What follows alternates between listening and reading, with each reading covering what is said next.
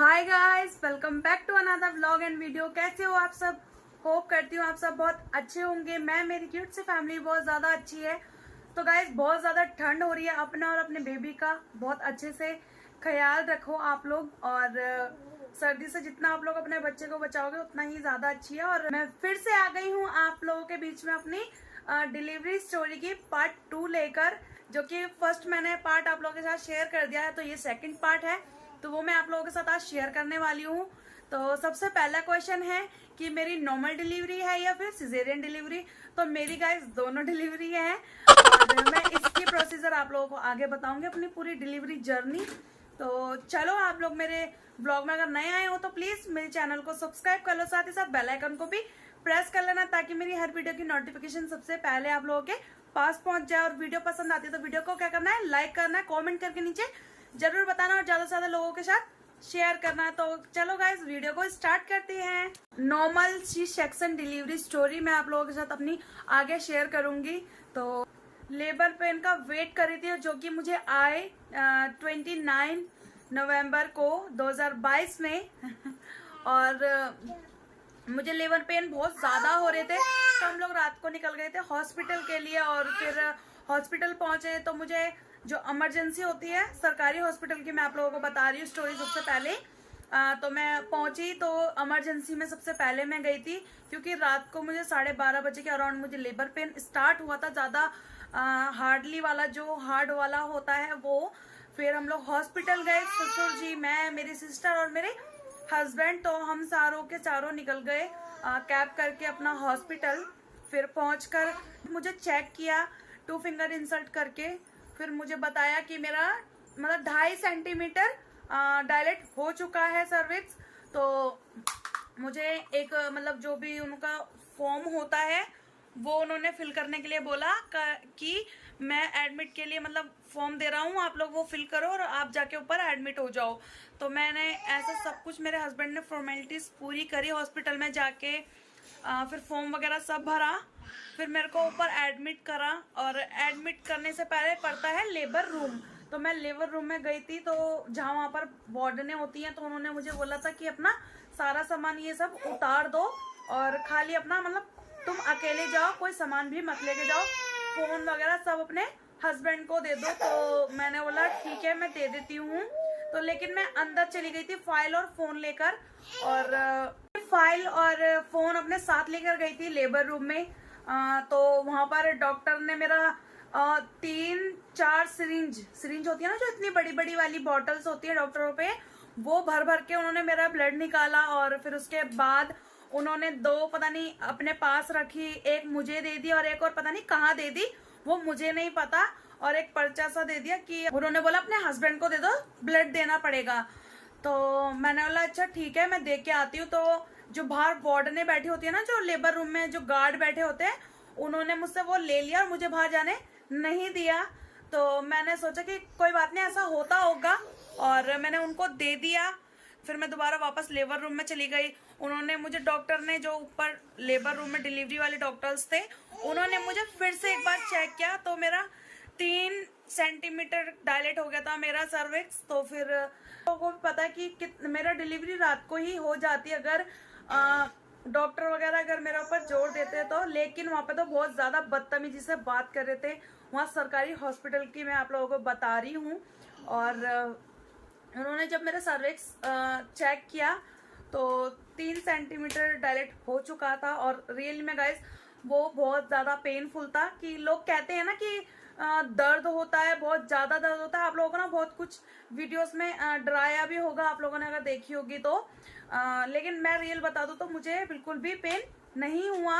और फिर मतलब इतना होता है कि आप लोग बर्दाश्त कर सकते हो, इतना नहीं होता कि मतलब बहुत ज्यादा ही वाला नहीं होता है। बाकी आप लोग जब एक्सपीरियंस करोगे तो फिर आप लोगों को भी पता चल जाएगा कि वो वाला पेन कितना होता है। बाकी डिलीवरी से बहुत कम पेन होता है ये वाला। तो फिर उन्होंने मेरे को कैनुला वगैरह सब लगा दिया हाथ में, और मुझे कहा कि जाके लेट जा। मतलब इतनी बदतमीजी से उन लोगों ने मुझे बात करी मुझसे। तो मैंने देखा लेटने के लिए जगह, तो एक बेड पे 2-2, 3-3 लेडीज लेटी हुई थी, और साथ में वो प्रेग्नेंट भी थी। आप लोगों को मैं बता रही हूँ डिलीवरी की स्टोरी, वो भी सरकारी हॉस्पिटल। गाइस हॉस्पिटल का मैं नाम नहीं लूंगी। और फिर और वहाँ इतनी गंदगी हो रही थी कि मैं आप लोगों को क्या बताऊं, कहीं पी हो रखी थी। और बाकी आप लोग समझ सकते हो डिलीवरी रूम होता ही कैसा है, सरकारी हॉस्पिटल वाला। जिन्होंने सरकारी हॉस्पिटलों में डिलीवरी करवाई होगी, बाकी बहुत अच्छे होते भी होंगे, मेरे को नहीं पता, लेकिन जिस हॉस्पिटल में मैं गई थी तो मैं उसका एक्सपीरियंस आप लोगों के साथ शेयर कर रही हूँ। बाकी और फिर मैं उस गंद को देख के मैं वापस बाहर आ गई। तो वार्ड ने मुझे जाने नहीं दिया कि नहीं मैं बाहर नहीं जाने दूंगी, ये करके मुझे दे दे सामान, मैं दे दूंगी। मैंने बोला कि प्लीज एक बार मुझे बाहर जाने दो, हस्बैंड से मुझे कुछ बात करनी है और ये सामान भी देना। तो फिर जैसे ही एक लेडी की वहाँ डिलीवरी हुई होगी तो वो वार्डन उठ के गई थी, तो इतने में मैं बाहर आ गई। आप लोगों को सब बता रही हूँ गाइस। तो मैंने अपने हस्बैंड को सारा ये बताया कि ऐसे ऐसे अंदर हो रहा है। तो मैं कह रही मेरे को नहीं डिलीवरी करवानी है इतनी गंदगी में।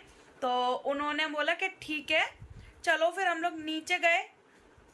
और हाँ गाइस, मैं ये बात तो बताना भूल ही गई कि मेरे हस्बैंड से जो ब्लड के लिए उन्होंने मेरे हस्बैंड को दिया था, तो वो बोला गया था कि तुम्हारी बीवी को ब्लड की जरूरत पड़ गई है, ब्लड देना ही पड़ेगा, आप लोगों को डोनेट करना पड़ेगा, मतलब मेरे हस्बैंड को ब्लड देना पड़ेगा।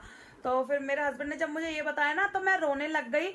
और क्योंकि मेरे हस्बैंड का भी ऑपरेशन हुआ था पथरी का, तो इसलिए मेरे को रोना भी आ गया थोड़ा सा कि ब्लड देंगे ये वो। और पहली बात तो मेरे साथ ऐसा कुछ है ही नहीं, तो फिर हस्बैंड से ब्लड क्यों दिलवाऊं, मैंने ये सोचा। फिर मैं नीचे आ गई, हस्बैंड और ससुर हम सब नीचे आ गए। इतने में मेरी मम्मी भी आ गई थी। और मम्मी ने बोला कि तुम लोग इतनी रात में नीचे क्या कर रहे हो। तो उन्होंने हस्बैंड ने सब कुछ प्रोसीजर बताया जो मैंने उनको बताया था। फिर मम्मी कह रही अच्छा ठीक है हम घर चलते हैं। फिर हम लोग घर आए। तो मैंने जैसे कि आप लोगों को आगे स्टोरीज में बताया था ना वो आंटी की, तो उन्हीं की हम लोग क्लिनिक पे गए थे। तो वो अपने क्लिनिक बंद करके अपने घर पे गई हुई थी। तो इतनी रात में कौन आएगा, उस टाइम पे 2-2:30 बजे के अराउंड हो रहा था।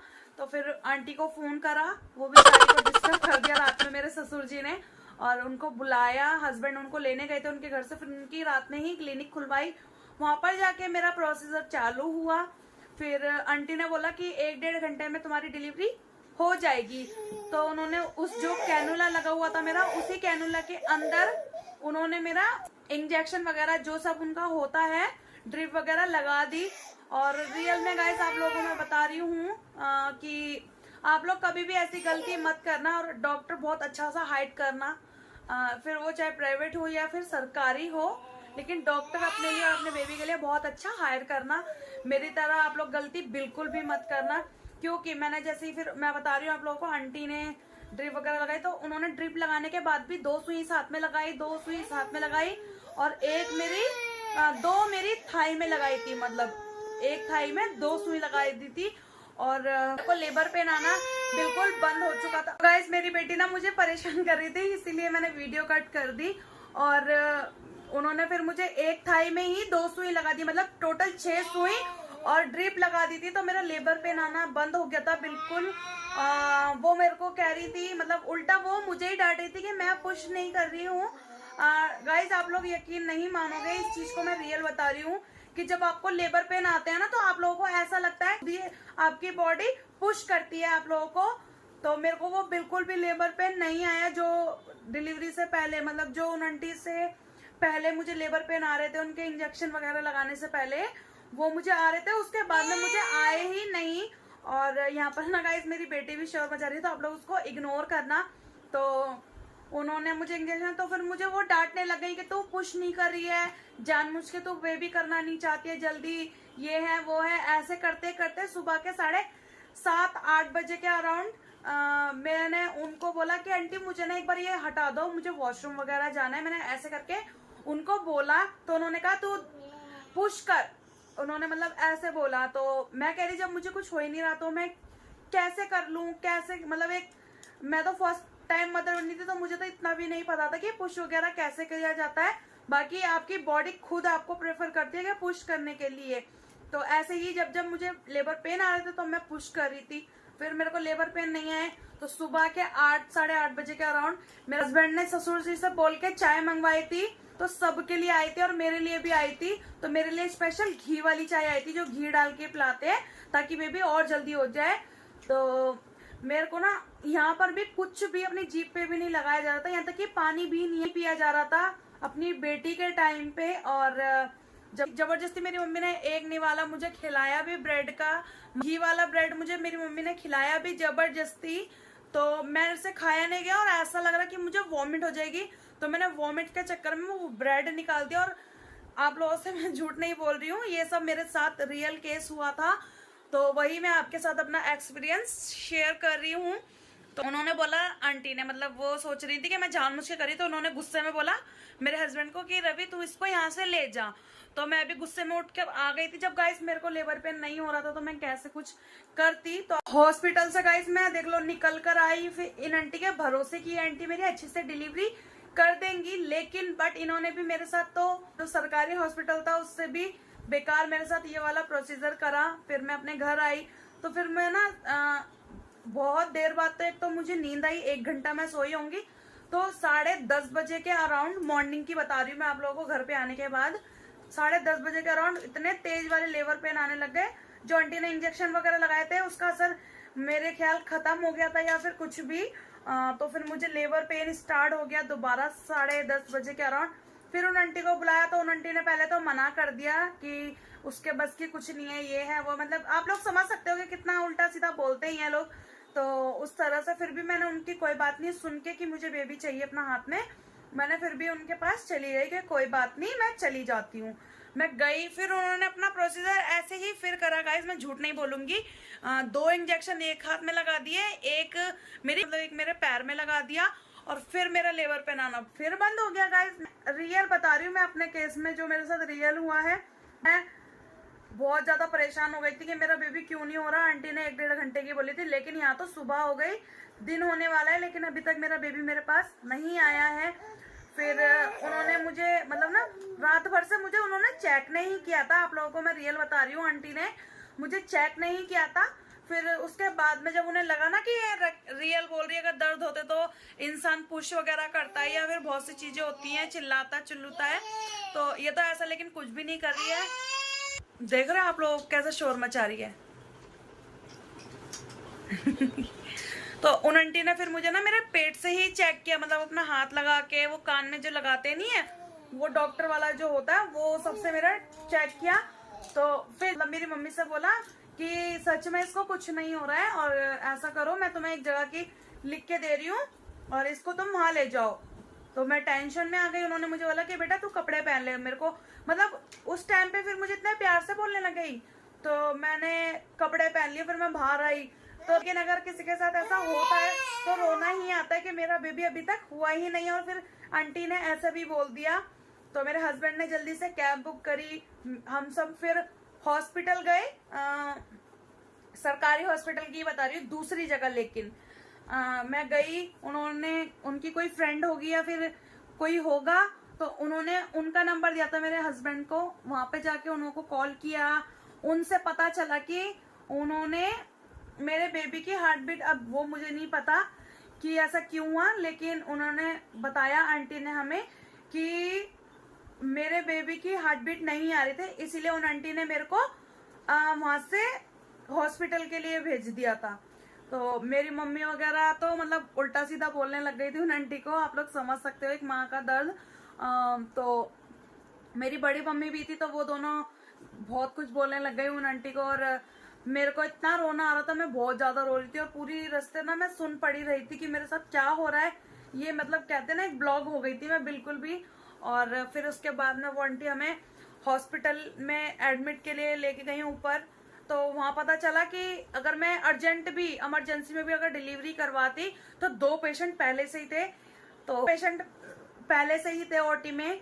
तो फिर भी मैं कह रही थी आंटी रो रो के, मतलब मैं उनको कहने लगी आंटी प्लीज मेरी डिलीवरी तुम बहुत जल्दी करवा दो कि मुझे अपना बेबी मुझे अपने पास चाहिए, मैं रिस्क नहीं लेना चाहती। तो मैं रो रो के उनसे ये बात कह रही थी, कह रही ठीक है बेटा तुम रो मत। वो आंटी मुझे इतना दिलासा दे रही थी गाइस, बहुत ज्यादा। तो फिर उन्होंने मेरे हस्बैंड से बोला कि बेटा आप लोग हॉस्पिटल, प्राइवेट हॉस्पिटल में डिलीवरी वगैरह करा सकते हो तो चले। तो उन्होंने बोला कि ठीक है आंटी चल, मेरी बीवी ठीक हो जाए बस, मैं यही चाहता हूँ, उन्होंने ऐसे बोला। और अब आप लोगों को पता ही है कि हस्बैंड लोग भी परेशान हो ही जाते हैं। तो हम लोग फिर प्राइवेट हॉस्पिटल गए। तो वहाँ ना जाते ही एंटर करा मैंने प्राइवेट हॉस्पिटल में, जैसे ही एंटर करा तो वहाँ ना बहुत सारी नर्सें थी। तो सबने मुझे, होंगी ज़्यादा से ज़्यादा 6-7 नर्सें थी, तो उन्होंने मुझे लिया। फिर उन्होंने मुझे रूम में लेके गए, उन्होंने मुझे चेक वगैरह किया। तो सबने एक एक बारी से ना मुझे चेक किया। फिर जो और नर्सेस थी वो अपना अपना काम करने लग गई, हार्ट बीट चेक करने लग गई मेरी बेबी की। तो वो लोग कह रहे थे, जो मॉनिटर होता है वो कह रहे थे कि हार्ट बीट बेबी की बिल्कुल भी आ ही नहीं रही है। तो मैं ना उनकी बात सुन सुन के इतना रो रही थी मैं वहाँ पे भी। तो एक नर्स थी, तो वो मुझे कह रही थी कि आप प्लीज रो मत और आपका बेबी ठीक है, लेकिन बहुत अच्छे से मुझे दिलासा दे रही थी। और वो बिल्कुल भी मतलब मुझे ना पॉजिटिव ही बोली जा रही थी बार बार। तो उनकी बातों से मुझे बहुत अच्छा लगा। मैं रियल बता रही हूँ अपना एक्सपीरियंस प्राइवेट हॉस्पिटलों का। लोग कहते हैं कि वो पैसा लेते हैं, लेकिन जो भी है, अगर वो पैसा भी लेते हैं तो वो बहुत अच्छी चीज करते हैं। पेशेंट के साथ अच्छा सा व्यवहार करते हैं, ना ही सरकारी हॉस्पिटल वाले लोगों की तरह बदतमीजी से बात करते हैं वो लोग। तो मुझे बहुत ज़्यादा अच्छा लगा। सरकारी हॉस्पिटल का एक्सपीरियंस तो मुझे बहुत गंदा रहा है, और जो क्लिनिक वगैरह होती है उनकी भी बहुत ज़्यादा गंदा वाला एक्सपीरियंस रहा है मेरे केस में। और मैं आप लोगों के प्राइवेट हॉस्पिटल की बता रही, तो बहुत बेस्ट रहा मेरे लिए प्राइवेट हॉस्पिटल। और फिर उन्होंने, जो हॉस्पिटल की बड़ी मैम थी जो ऑपरेशन करती हैं, वो आई। मैम थी जो ऑपरेशन वाली मैम थी जिन्होंने मेरे बेबी डिलीवर करा था। तो वो मैम आते ही उन सब नर्स को डांटने लग गई कि तुम लोग क्या कर रहे हो। तो उन्होंने बोला कि मैम ऐसे बेबी की हार्ट बीट नहीं आ रही। तो उनके ऊपर उन्होंने इतना तेज चिल्लाया कि तुम ऐसे किसी के लिए कैसे कह सकते हो, ये है वो है। तो फिर उन्होंने उनसे वो लिया, जो मॉनिटर होता है, उन्होंने उससे चेक किया मुझे। फिर उनको भी पता चला तो वो बहुत ज़्यादा शॉक्ड हो गई। और फिर वो उन्होंने, मैम ने बोला कि जल्दी जाओ, इनको ओटी में शिफ्ट करो जल्दी से। तो मुझे लेके गई 2 नर्स, और ओटी में बहुत सारी नर्सें जो मेरे पास थी वो सारी ऊपर भी ओटी में चली गई थी, और 2 नर्सें थी जो मेरे को लेकर गई थी। तो मुझे गाउन दिया गया, स्लीपर दी गई, तो वो सब मैंने चेंज किया। चेंज करने के बाद मैं ओटी में गई, तो सारा जो प्रोसीजर होता है वो सब मेरा चालू हुआ। इस हाथ में मेरे उन्होंने कैनुला वगैरह लगा दिया था, और जो इंजेक्शन वगैरह जो ओटी के टाइम पे होता है वो सब किया था इस वाले हैंड में। और इस वाले हैंड में मेरी पल्स रेट चेक करने वाली और बीपी चेक करने वाली मशीन लग रही थी, जो कि मेरे हाथ दोनों मतलब इस साइड पे सीधे सीधे हुए थे। तो ऐसे किया हुआ था उन्होंने मेरा। और फिर मेरे को कैप पहनाई उन्होंने, मास्क लगाया जो होता है वो। और फिर डॉक्टर ने बोला कि आप ऐसा करो, अब आप बैठ जाओ, मैं आपको बोलूंगा आपको वैसा करना है। मैंने बोला ओके सर। और जैसा डॉक्टर मेरे को बोलते जा रहे थे वैसा मैं करती भी जा रही थी, क्योंकि मैं बिल्कुल ब्लॉक पड़ी थी। मुझे पता ही नहीं था कि मेरे साथ क्या हो रहा है गाइस। और मैं आप लोगों को ना गाइस सच बता रही हूँ, डरा नहीं रही हूँ, मैं अपना खुद का रियल एक्सपीरियंस आप लोगों के साथ शेयर कर रही हूँ। जैसे मैंने आप लोगों के साथ पार्ट 1 शेयर करा था, इसका पार्ट 2 है ये। तो फिर उन्होंने मुझे बोला कि जैसे जैसे हम बोलेंगे आपको वैसे वैसे करना है। मैंने क्या ठीक है सर। तो उन्होंने मुझे बोला कि आप पहले आप बैंड हो, बिल्कुल अपनी गर्दन झुकाओ, और मतलब बहुत ज्यादा नीचे, मतलब कहते हैं ना एक बैंड होना, आप समझ सकते हो कि एनेस्थीसिया के टाइप में इस टाइप से बैठते हैं जब एनेस्थीसिया लगता है।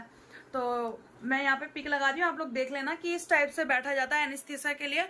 और मेरा पेट गाइस बहुत ज्यादा बड़ा था, नीचे को ज्यादा ही झुका हुआ था, तो मेरे से ज्यादा बैंड हुआ ही नहीं जा रहा था। तो फिर उन्होंने बोला और हो, तो मैंने उनको बोला कि सर मुझसे और नहीं हो रहा। तो कहते हैं ओके। उन्होंने फिर एक डॉक्टर और थे जो उन्होंने मेरा गर्दन को झुकाया अपने हाथ से। फिर उन्होंने मुझे सब कुछ बताया था, प्रोसीजर मुझे सब कुछ बताते जा रहे थे जैसे जैसे वो करते जा रहे थे, कि अब हम आपको एनेस्थीसिया दे रहे हैं, ये कर रहे हैं, वो कर रहे हैं। तो मैंने बोला ओके सर। तो फिर उन्होंने मुझे लोकल एनेस्थीसिया दिया। फिर वो कह रहे अब कुछ हुआ, बोले अब ठीक लग रहा है। मैंने बोला हाँ। तो फिर उन्होंने क्या, मैं आपको एनेस्थीसिया रियल वाला होता है, फिर उन्होंने बोला हम आपको रियल वाला एनेस्थीसिया लगा रहे हैं, आपको बिल्कुल भी हिलना नहीं है, और एक सांस ले लिए लंबी सी, और जब मैं बोलूंगा तो छोड़नी है। तो मैंने बोला ओके सर। तो उन्होंने जैसे एनेस्थीसिया लगाया तो बिल्कुल भी दर्द नहीं हुआ, और ऐसा लगा कि बस चींटी ने काटा है।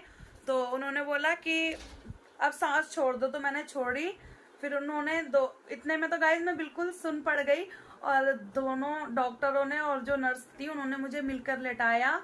और जो नर्स थी उन्होंने एनेस्थीसिया के बाद ना, पता नहीं उससे पहले मतलब जो इंजेक्शन था, जो सारा प्रोसीजर हो रहा था मेरी कैनुले में, तो उन्होंने एक इंजेक्शन ऐसा भी लगाया ताकि उससे मेरे को ना वॉमिट जैसा लगा कि मुझे वॉमिट होगी, और गले में ना मतलब खांसी टाइप होने लग गई। तो उन्होंने बोला कि मैम आपको कुछ हो रहा है? तो मैंने बोला हाँ। तो उन्होंने बोला कि 2 मिनट। तो उन्होंने अपना प्रोसीजर किया। मुझे उस टाइम पे वॉमिट जैसा लगा था गाइस, मेरा ना हाथ बहुत ज्यादा पेन करने लग गया ऐसे ब्लॉग शूट करते करते, क्योंकि मेरी बेटी है ना अभी जगी हुई है और ब्लॉग वो शूट करने नहीं देगी, फोन ले लेगी। इसलिए मैंने सोचा कि आप लोगों के लिए ब्लॉग हाथ से ही शूट कर लूँ फोन लेके। और फिर उन्होंने मतलब अपना सारा प्रोसीजर चालू करा। तो एक जो बड़ी वाली मैम थी वो आई, तो उन्होंने बोला शी इज फाइन। तो मैंने बोला जी। तो उन्होंने क्या ओके, अब हम आपका प्रोसीजर चालू कर रहे हैं। फिर मेरा पहले ही मुझे चेक करा उन्होंने, पहले मेरे हाथ में करा। तो उन्होंने बोला कुछ हो रहा है? मैंने बोला कि हाँ लग रही है। कहते ओके। फिर उन्होंने मुझे चेस्ट के पास करा। तो उन्होंने बोला अब? मैंने बोला हाँ हो रहा है। तो फिर उन्होंने मेरे चेस्ट के नीचे, मतलब चेस्ट के नीचे जो मेरा टमी था उसके टाइप करा। तो मैंने बोला नहीं अब नहीं, कुछ भी नहीं हो रहा। कह रहे कुछ फील भी नहीं हो रहा? मैंने बोला नहीं। तो कहते ओके। तो उन्होंने ना मुझे मतलब मेरी जो स्टमक होता है जहाँ पे मेरे को उन्होंने ऑपरेशन करना था, तो उन्होंने वहां पर ना एक ऐसे एग्जाम्पल के थ्रू पेन की हेल्प से मुझे मतलब लाइन खींच के बताया कि अब कुछ हुआ? मैंने बोला हाँ। तो पूछना, उन्होंने पूछा क्या? तो मैंने बोला कि ऐसा लगा कि कुछ चला है। कहती है ओके। तो वो शेयर भी करती जा रही थी, साथ साथ बता भी रही थी और करती भी जा रही थी। तो फिर उन्होंने मेरा मतलब ट्रीटमेंट करा। और ना फोकस वाली इतनी बड़ी बड़ी लाइट थी गाइड्स, और अगर मैं उसमें देखना चाहती ना तो मुझे हर चीज दिखती मेरा। तो मैंने, लेकिन मेरी हिम्मत नहीं हुई कि मैं अपने आप को देखूं। तो मैं, डॉक्टर थे वहां पर, नर्सें थी, वो सब मुझसे बातें कर रही थी जब मेरा प्रोसीजर चल रहा था। तो वो मुझसे सब चीज पूछ रहे थे, तो मैं भी उन्हें बताई जा रही थी, जो जो मुझसे पूछ रहे थे वो मैं उनको बता रही थी। तो फिर वहां पे ना एक नर्स थी गाइस, कि एक नर्स से ना मेरी बहुत ज्यादा अच्छी वाली बॉन्डिंग हो गई थी। तो मैं ना आप लोगों को ना साइड में पिक भी लगा दूंगी, इनकी बहुत ज्यादा अच्छी थी। वो जब भी आती तो मेरी बेबी से, मेरे से जरूर मिलके जाती थी, फिर चाहे उनकी रात की शिफ्ट हो या फिर दिन की। तो उन्होंने मुझे प्रोसीजर चालू करा। फिर जैसे ही उन्होंने मेरी बेबी का फेस निकाला तो रियल में गाइस मैं बहुत ज्यादा हैप्पी हो गई, और इतना मैं रोने लग गई, बहुत ज्यादा रोने लग गई। खुशी के मारे, वो खुशी के आंसू थे बहुत ज्यादा। मैं रोने लग गई। तो डॉक्टर कह रही हिलो मत। तो जो सर ने मेरे को एनेस्थीसिया लगाया था तो वो कह रहे कोई बात नहीं, ओके, खुशी के आंसू हैं ये। तो क्योंकि मेरी बेटी की आवाज इतनी अच्छी थी, मीठी सी प्यारी सी, एक फर्स्ट टाइम मैंने उसकी फर्स्ट टाइम सुनी थी, हो सो स्वीट। उस टाइम पे भी मेरे मुंह से यही निकला था गाइस। फिर उन्होंने पूरा बेबी निकाला। तो जो मैम ने मुझे ऑपरेशन किया था उन्होंने कहा था कॉन्ग्रेचुलेशंस बेबी गर्ल। तो मैं मतलब ना और ज्यादा रोने लग गई। मतलब वो खुशी गाइस आप लोगों के साथ मैं एक्सप्लेन नहीं कर पा रही हूँ, और बहुत ज्यादा वो वाला अलग मोमेंट था वो। बहुत ज्यादा मैं क्राइंग हो रही थी, बहुत ज्यादा रोने लग गई। तो कहती congratulations it's a baby girl. तो मैंने बोला ओके। तो मैंने ना उनको ऐसे किया था, जो मेरे इस हाथ में मेरे प्रोसीजर हो रहा था।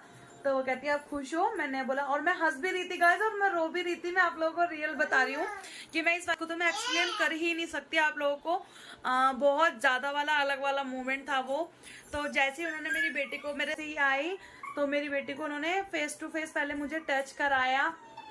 टच कराने के बाद बहुत अच्छा सा फील हुआ। अब मैं अपने हाथ तो उठा नहीं सकती थी, तो मैंने इतना, मेरे खुशी हो रही थी बहुत ज्यादा, लग भी नहीं रहा था। ये इतनी प्यारी सी बेबी ये मेरी है, और बहुत ज्यादा क्यूट थी, बहुत ज्यादा क्यूट थी। साथ में मैं आप लोगों के साथ पिक भी लगा दूंगी अगर मेरे पास होगी तो इसकी। बहुत ज्यादा क्यूट थी, और मैं हंस भी रही थी और रो भी रही थी गाइस। तो वहाँ पे सारी नर्सें मेरे को कह रही कि कॉन्ग्रेचुलेशंस मैम। तो मैंने उनको थैंक यू भी बोला।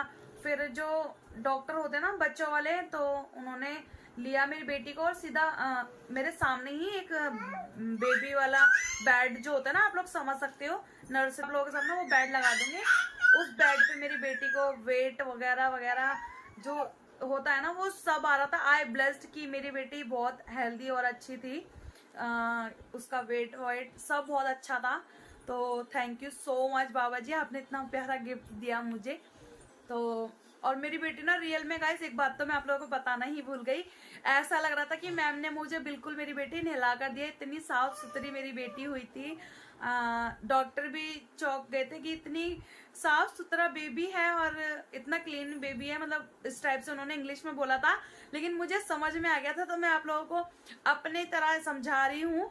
और मैंने इससे पहले ना गाइस एक आप लोगों को बता रही हूँ कि इससे मैंने पहले ब्लॉग ना शूट किया था, वो डिलीट हो गया।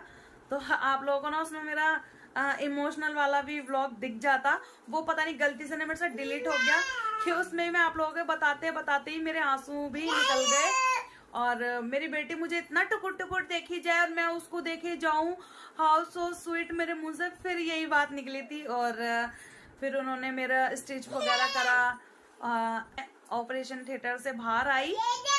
जब उन्हें लगा कि अब ठीक है तो उन्होंने मुझे मेरे रूम में शिफ्ट करा। तो मैंने अपने हस्बैंड की आंखों में आंसू देखे थे जब उन्होंने मेरी बेटी को फर्स्ट टाइम लिया था, वो भी पिक मैं आप लोगों के साथ जरूर शेयर करूंगी।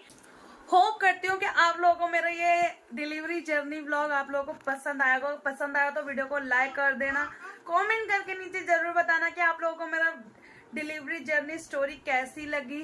और जिसने मेरे चैनल को अभी तक सब्सक्राइब नहीं किया था प्लीज जाके अभी सब्सक्राइब कर लो, साथ ही साथ बेल आइकन को भी प्रेस कर लेना ताकि मेरी हर वीडियो की नोटिफिकेशन सबसे पहले आप लोगों के पास पहुंच जाए। और ज्यादा से ज्यादा उन लोगों के साथ शेयर करना जो न्यू मॉम बनने जा रही हैं, जो न्यूली मदर बनने जा रही हैं और जिनके घर एक न्यू मेहमान आने वाला है, तो उनके साथ भी एक्सपीरियंस हो जाए मेरा। बाकी मैंने आप लोगों को अपना खुद का रियल एक्सपीरियंस आप लोगों के साथ शेयर करा है।